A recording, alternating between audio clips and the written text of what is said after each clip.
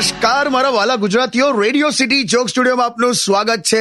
મિત્રો, આપ સૌને ગણતંત્ર દિવસની ખૂબ ખૂબ ખૂબ ખૂબ શુભેચ્છાઓ. અને જોક સ્ટુડિયો તો આવી જ ગયો છે. કિશોર કાકા આપણી સાથે છે. કાકા જય હિન્દ ભાઈ, જય હિન્દ. જય હિન્દ કાકા.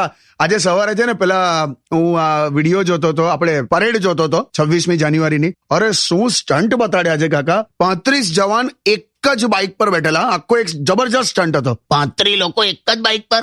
યસ. આ લોકોએ બાઇક થોડી વધારે આપવી જોઈએ. શું કહે છે? એટલે બાઇક ખૂટી ગઈ છે એવું નથી, આ તો સ્ટન્ટ હતો યાર. હા. પણ કાકા અભી જવાનોની હું જયારે પરેડ જોઉં ને ત્યારે મને અંદરથી આમ એક એવી દેશભક્તિની ફિલિંગ જાગે છે ને.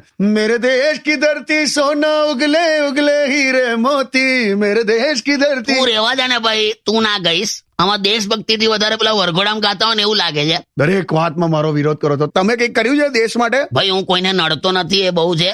અને એક જમાનામાં હું હવે આર્મી જોઈન કરવાનો હતો, ખબર? તમે અને આર્મીમાં? હાલા કરે કે મેં તો નીકળી ગયેલો આર્મીમાં જોઈન થવા માટે. ઘરેથી પૂરેપૂરો સપોર્ટ પણ હતો. પછી મેં કીધું ઘરે બધાને, મેં કહ્યું ચાલો હવે હું ચાલ્યો આર્મીમાં. અને પછી ભર બપોર હતી, બપોરના 2-2:30 વાગેલા મને યાદ છે. ઘરની બહાર નીકળ્યો, બધા મને આવજો આવજો કરવા પણ આયા. એ બરાબર, પણ પછી ગયા કેમ નહીં? ગરમી એટલી હતી, નાકની નસકોરી ફૂટી ગઈ.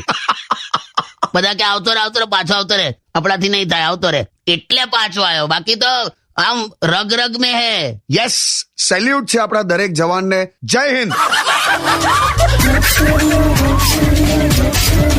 Only on Radio